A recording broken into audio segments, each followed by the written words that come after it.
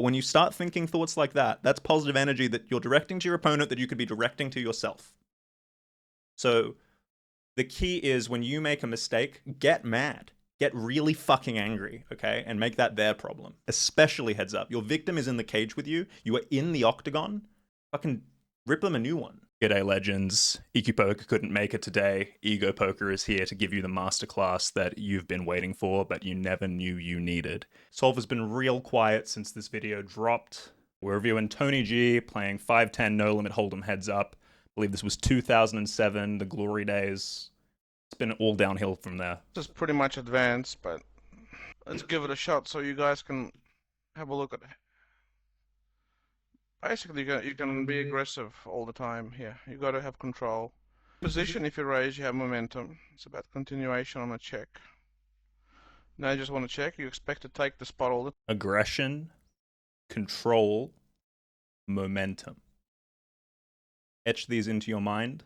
If I can be fucked, I'll put them on the screen for you. $30 is the right bet. You don't need to bet full pot. You got 7-4 off. Do you need to bet the pot? Fuck no. They're grind. You got to have control of the betting. It means you last raise and check you bet. Momentum's good so far. And then you got to defend sometimes when you're blind. But you can also re-raise to have control of the betting. Heads up is all about control. All about control. Now I'm sure Tony's going to show us exactly what that means, but already we're in complete agreement. Heads up. Like, everything's about control, right? But 6-max, you got less control. There's a lot more people there. Everyone's controlling everyone else. And heads up, it's just you and your victim. Now, if we get re-raised, it's a fold. It's a fold. He's thinking a step ahead. I like that. I like that. That's a fold. You don't want to play 7-4. You get a bit of a feeling this guy's raising 30. He's thinking about position. Remember that 7-4 earlier when we were at 30, and yet he folded it there. I'm mainly raise minimum, even if I have good hands. I'm not going to raise too much. That's ahead of the curve. This was 2007, mind you, and yet he's not raising too much. Because you have no position. This is a nice check raise. Okay, now that's interesting.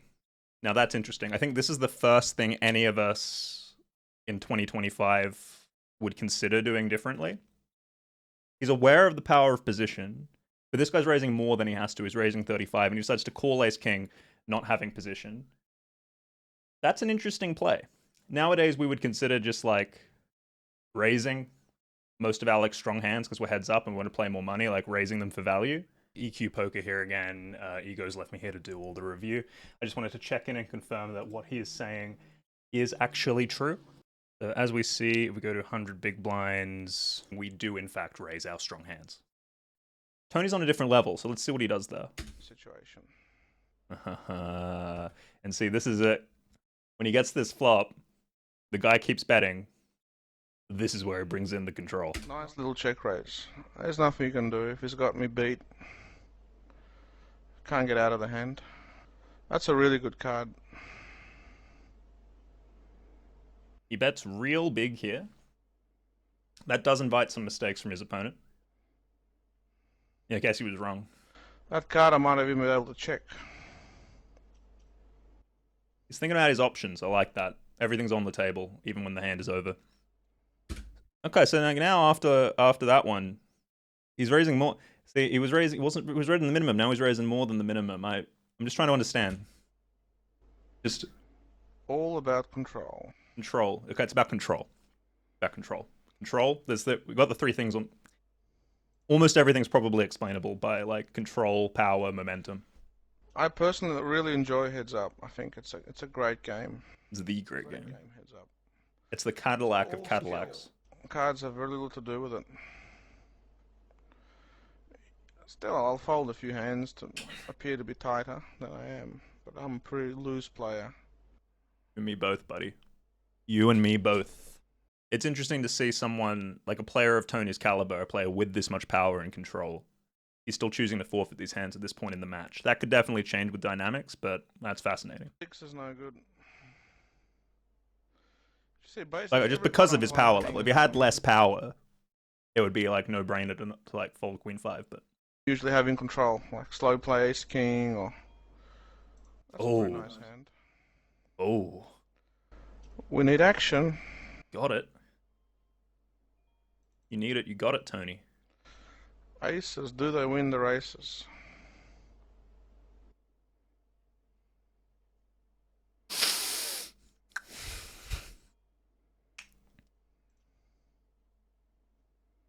Five's the card I want to see. If you had king 9, it's got serious problems. I put him on a king, so I'm not bothered. Gonna move all in on the end. Snap shove. It looks It's got no heart. looks funny. No heart, no commitment to the game. These are the sort of people I like to crush. Probably thinks he's a pros. No heart, no commitment to the game. These are the type of people I like to crush. I mean, I like to crush everybody. Who's your favorite? Comment below. Who's your favorite type of player to crush? Tony's no heart, no commitment to the game. So we'll throw that to the board. You got to have heart, number 4, and commitment to the game, number 5. And you definitely don't want to have the opposite of these things. He's waiting there. Waiting to pick on the weak. Well, pick on me. Pick on me. He's a man of the people, Tony. These are the people waiting for the weak and vulnerable playing 5-10. Just like me, ego poker. No, defend it. Like I don't do these videos for me. I do these to give back. Call Just the to flop raise and your miss. power Very level. good bet by him. $50 is the right amount to bet. I like this right amount. $50 is the right amount to bet. Do that. Just to mix it up, I make a call. Can't do much. Can't do much. This is how you lose. Call the flop, you miss. That's a very good bet by him. $50 is the right amount to bet. He's got the edge. If I play like that, he'd have the edge on me. What? It's important to have control. Once you lose control of the pot, if you don't have the last bet or raise, you've got negative expectations. EQ Poker was telling me about like the power of initiative. I think he called it. I just called it like owning noobs. But he was like, when you have the betting initiative, like when you've bet and when they've called, you just have the range advantage. Like the player who has put in the last aggressive bet generally has the edge, especially in position. And especially when you compound that with like the reality of just how hard it is to defend and people's bias to like fast playing their good hands. Against most weak players, you are just in a plus EV spot whenever you're maintaining the betting lead, and you can even go a bit wider. Like you can play even more hands. Even the solver does that. When you have a power level as high as mine or Tony's, you can take it even further than that, especially in something like heads up. And keep in mind, there is no solver here. So all of this is figured out just by using our fucking brains. We have to figure this out. But just by being as good as we are. Okay, we didn't have all these crutches to lean on. So Tony's arrived at something genius, and it's pretty much don't call fucking bullshit out of position when they bet large amounts of money. Hey guys, EQ again, just fact checking. Let me make sure I'm actually looking at the heads up ranges. We wouldn't want to mess this up. So you can see, get the call. We're going to have to use AI to find the actual solution to this. It's a little bit advanced for Wizard to handle on its own. We are thinking generally here, so the board doesn't matter so much. But I'm going to give them a large bet on the flop rather than the small range bet. And you can see when they bet big, you wouldn't want to call something like a 7 high. It's actually losing like at least half a big blind, and that's assuming you play it perfectly later, and most people just aren't going to play that well out of position. I think that would be momentum and a sign of having no heart. But say you had the heart to call the garbage and then raise it later, and then you have the initiative, that would be plus EV. I think I understood that right. So if you call bad hands out of position, always raise them later. Or just, you might as well fold. You might as well just fold when they bet the right amount, like $50. There's no value re-raising. Absolutely no value re-raising. I think me and Tony might disagree here. So this is the thing, because so Tony, even with his power level, he's folding like Queen 5 pre. He's folding all these hands. I'm just raising. I'm taking the initiative all the time. So with someone who like has as much initiative, as much heart as me, I think I could get value raising nines. I think they're going to call pocket eights, maybe even pocket sevens. Heck, they might even call pocket sixes, pocket fives, fours, threes, twos. I once had someone call me with 9-8 suited when I 3-bet nines. So I think there is some value to raising. If they're gonna if they're just gonna have aces though, you definitely wouldn't want to raise. So yeah, clearly 2s plus is defending, but I think the more interesting question is like, would we still 3-bet nines if our opponent pretty much only had aces? I'm gonna give our opponent 1% of every hand because obviously we never know if they actually just have aces, and then we'll give them 100% aces. Node lock that for the small blinds opening strategy. Tony's probably right. We wouldn't want to then. We wouldn't want to then raise. Oh, it's fucked up. Just ignore it. But yeah, even if our opponent does have some like 10-3 off, if they're mostly just raising aces, we don't want to raise nines, and raising actually becomes a really, really big mistake. Gonna bet it. But see, now the man has told him where he's at, and he can bet nines.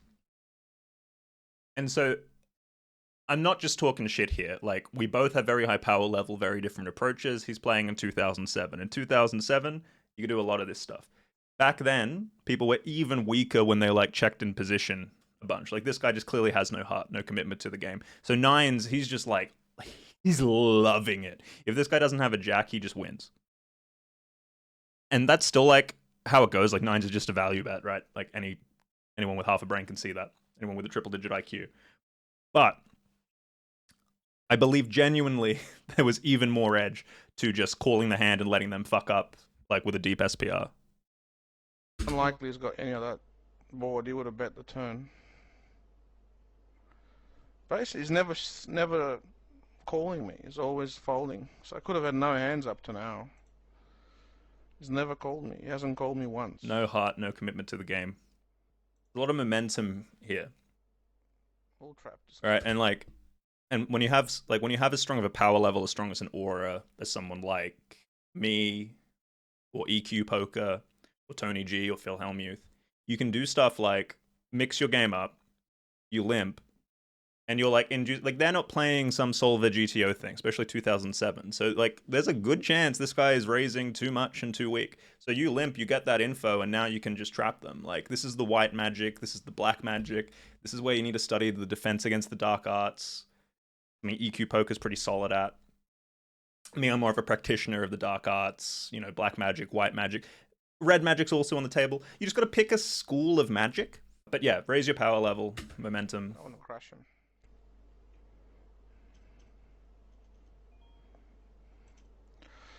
Let him raise again. See, now he's not going to raise. I keep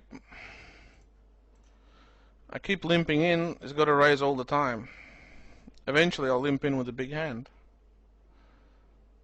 Didn't have the heart there. He's thinking ahead. He's willing to take a loss now for a return later. No action. That's unfortunate. This guy has great control. He's not upset. He's losing. He's not concerned. See, respect for your opponent. I don't agree with that at all.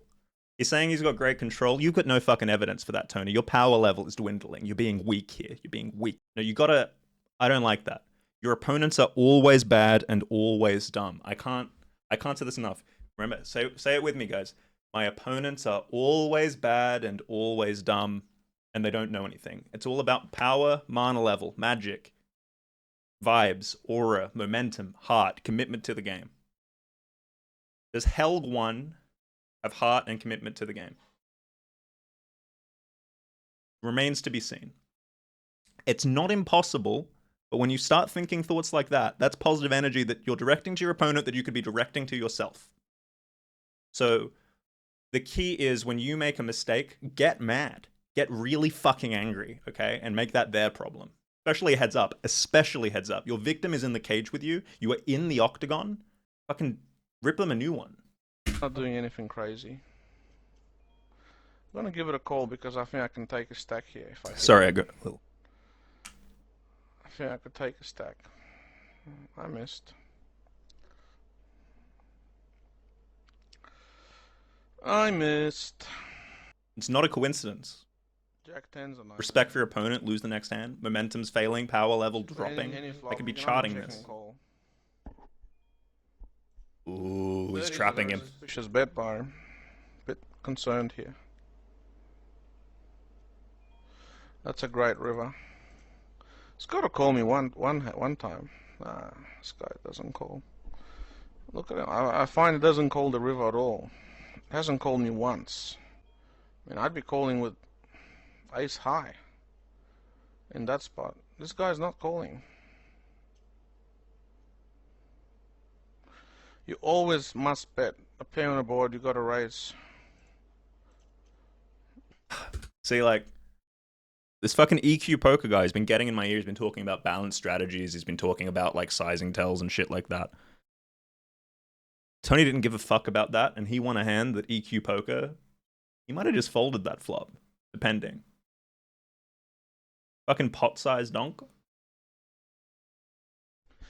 Anytime a pair comes heads up, you got to really have a go at the pot. You can't afford to fold. The odds are against your opponent having a hand heads up.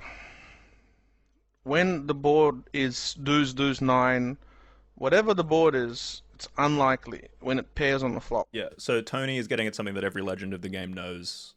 And that is, like, you just don't make many fucking hands.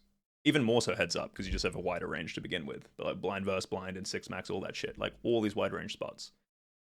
Even with a pretty tight range, like, unless it's all pocket pairs, like, if you have an unpaired hand, you only hit a pair, like, 12% of the time. Yeah, like, so they basically can't have everything, and when there's a pair, like, it's even harder for them to have a pair, so they just almost never have it. And so when people are just missing all of the time, it is kind of a game of chicken. It is a game of power level and momentum and just being the last one to back down. And so if you're waiting to have something, if you're just going trap, check, and you're believing them all the time, you're just going to get completely screwed. You should be leaning on the side of utter disrespect, never believing them, and just waiting for them to actually signal that they truly, truly have something. And Tony, being the master he is well aware of that. For him to have any part of the board. Alright, this guy wants to raise. Wow, what a flop. Aces and a flush draw. It's going all in.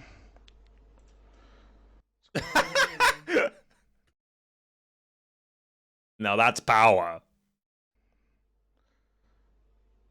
I want to see if you could, So, look, I'm just sitting here. I got hindsight, but I think my power level might be higher than Tony's. Ever since he started giving this guy respect, he's been playing like crap. I'll admit the raise on the 10-9-9, that was pretty fucking sweet. But I think any one of you in the chat would have found that raise with any two cards. This guy now, he bets the flop. He's got ace-5. And maybe this is too GTO.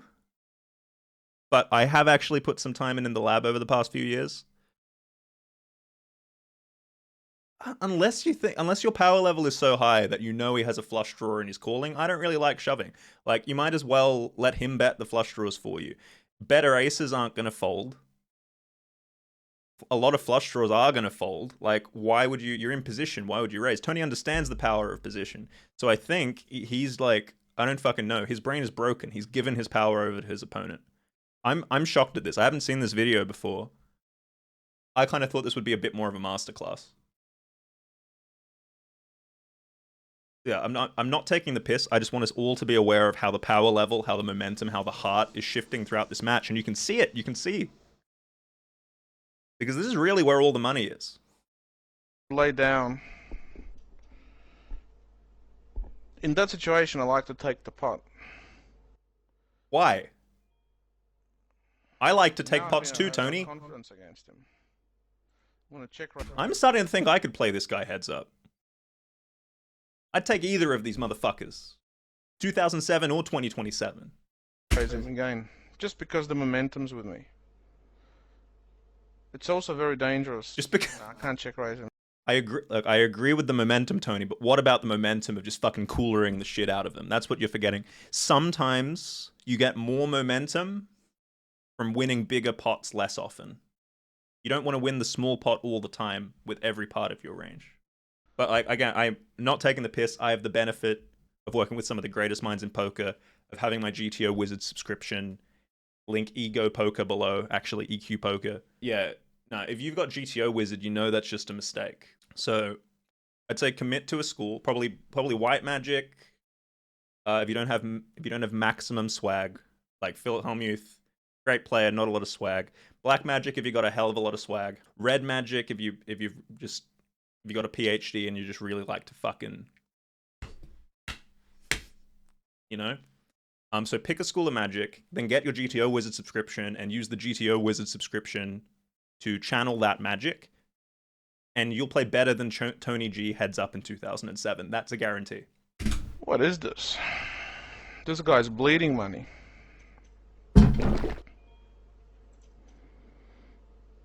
We've had some good hands. But when you flop aces and the nut flush draw, it's a no-brainer. You can basically move all in. You can't do much. Here I'm going to be check calling. That's a good turn. Pretty good turn card. Excuse you. Just got a feeling he's got to call me one time here. Yeah, I had a good feeling about that. I know I got it. He just called me with ace high. No one ever believes you though, and they just can't afford to believe you. Because you're allowed to lie. Now I can really get aggressive. Now, yeah, momentum shifted. So So like, one thing I learned, like momentum. I learned this through GTO Wizard.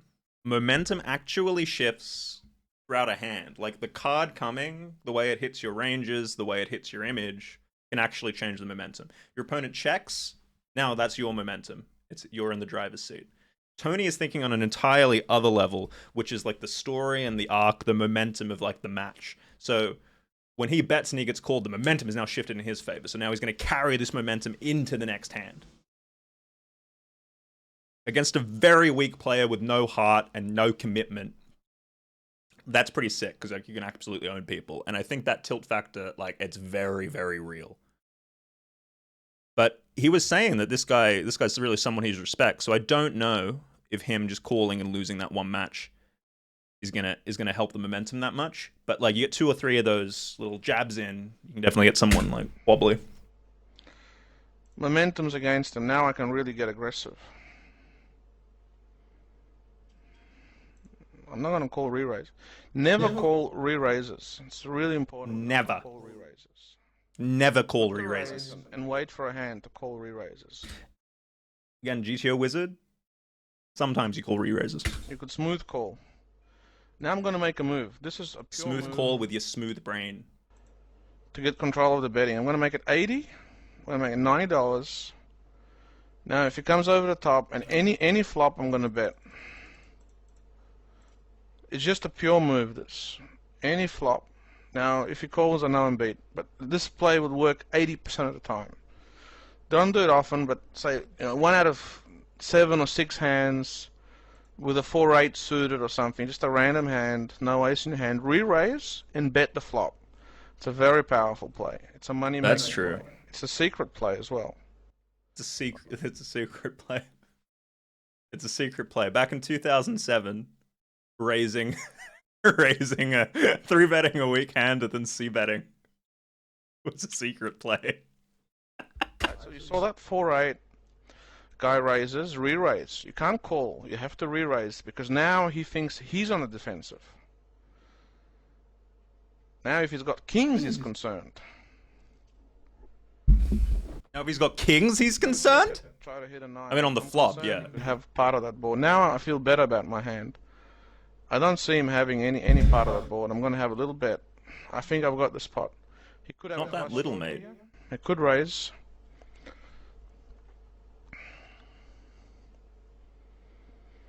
Just total domination. That's the Tony G power that the guy's feeling. The Tony G power. Tony G playing with him, but This is very strong play. You guys watching this, you can learn a lot. So I'm not doing big raises, I'm doing small raises. I think we're all learning a lot. I mean, you are. I'm not learning much. It's just hour. I'm not getting involved before the flop too much. He's doing big re-raises, which is a mistake, out of position. I just want to bet now to get a free turn. Bet now to get a free turn. Bet now to get a free turn. I just want to bet now to get a free turn. I just want to bet now to get a free turn. I just want to put money into the pot to get a free turn. I just want to bet now to get a free turn. I'm thinking Tony maybe can't handle this level of power. It's making him delirious. He's got like some sort of like vampiric bloodlust. He's too high on fish blood, and it's making him woozy. Missed the flop. If he calls, I check the turn, I get to see the river. I can call the river. If he folds, it's a bonus. Sounds like you just meant free river. I just want to check it. Check now to pay for a turn. Feel good in this hand. I feel we got this hand. He's not re-raising at all. It's really weird how he's playing. It's really weak play. Got a feeling the four's good. There's no value betting it now. He's only going to get called if he's got me beat. He's most likely had a little flush draw or something like that, which is a very hard hand to play for him. Yeah, so if Tony has a pretty good sense, this guy's been pretty weak. He's been pretty face up. And this is just like the standard of how it still fucking works. Like all of these clowns are still this weak when they have no heart and no commitment to the game. He checks to him twice.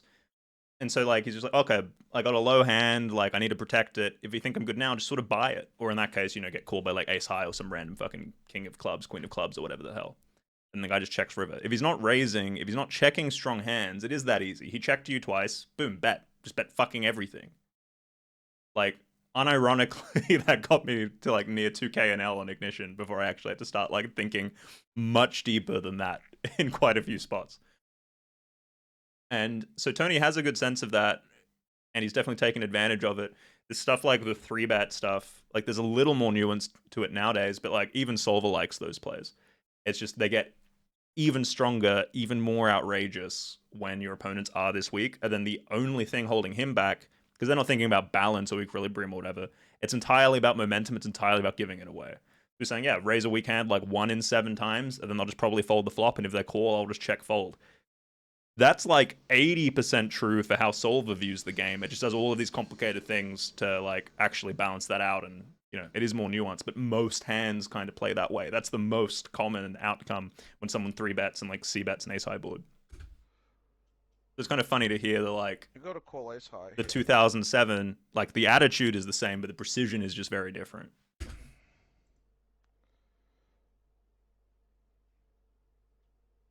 I'm basically taking every pot I want from this guy.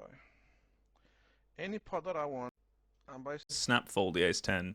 This is the stuff I can't abide by. He just refuses to put in more money out of position. Like ace-10 off is not like a mandatory 3-bet heads up by any means, especially if the guy is weak. Like all of those close hands, I like to bully people by raising when they play more strongly.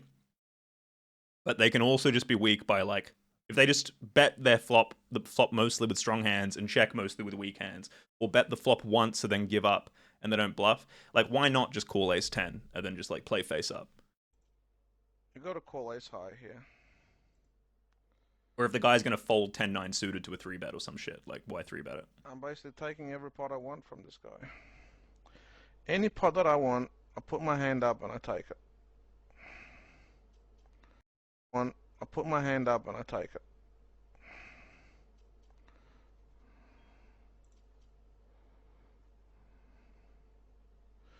If he re-raises, I fold. I don't like to call re-raises with ace-9.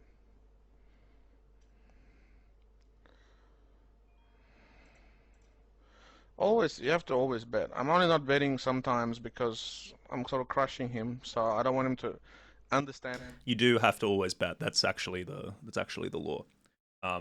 It's the law, and it's also good strategy if the guy's just never going to check raise you. my play too much. Basically, every flop that you get checked, you have to bet. It's a very good play. Anytime someone checks to you, if you bet, you have positive expectation. That's true. The only reason you don't do it is because you want to mix up your play. That's critical. That's true. Actually, that's pretty close to true. We're gonna tighten up. This guy owes a machine. He's not getting upset. He's not tilting up. Yeah, he's a fucking ATM machine. Same way.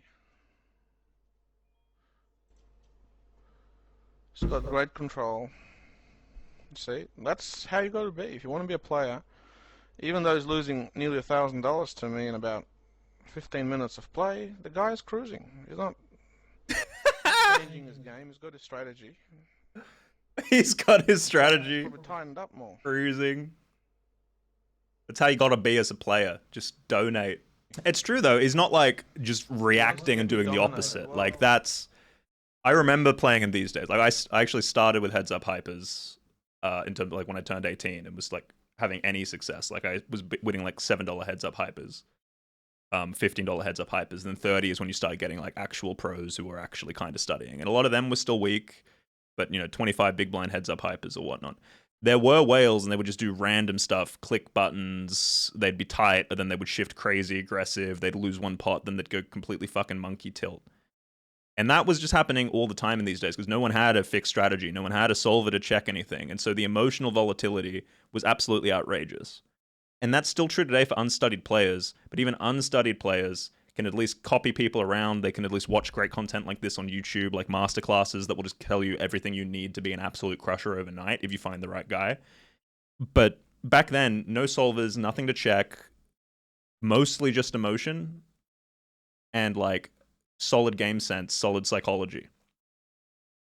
So when he says that this guy's like a machine, he's actually solid, he's not even kidding. Like this guy sitting here, opening $35, never 3-betting, never calling river, giving away his sizing tells. This guy might have been a winning player in heads up. This guy was open sitting. He might be a profitable player online just because he doesn't shake shit up and he lets other people tilt into him when they inevitably get cooled.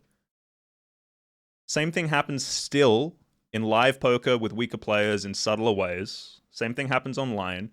People have a breaking point. But it's harder to hit that breaking point because their individual mistakes are less huge. It's easier for them to see they made a clear mistake. It's easier for them to study stuff and get insight. So the whales who are just doing completely random stuff is changing, and the way you exploit people is subtler, but you still absolutely want to mindfuck them with your power level. The victim is in the octagon. Well, what can happen is I can have him dominated. Wow, look how tight he is. The wheels are off here. He's not reloading to the 1,000 anymore. That's interesting as well. Very interesting. Very interesting. I can just take it. Put my hand up, I want it. This is a check raise. You must check raise here. I would check raise all the time on that flop. He did it. I don't think he had anything. He also, and Tony has a good sense of the boards that people just like tend to miss, like that one. 733, if you look at that, especially in 6-max, probably also heads up, the check raise frequency is outrageous, especially because he's already told us that you should just bet everything on the flop. So when someone starts range betting boards like that, the check raise frequency is actually really, really, really hard to hit. No one can call you. If they haven't got it, how can they call you? No one can have it. How can they call you?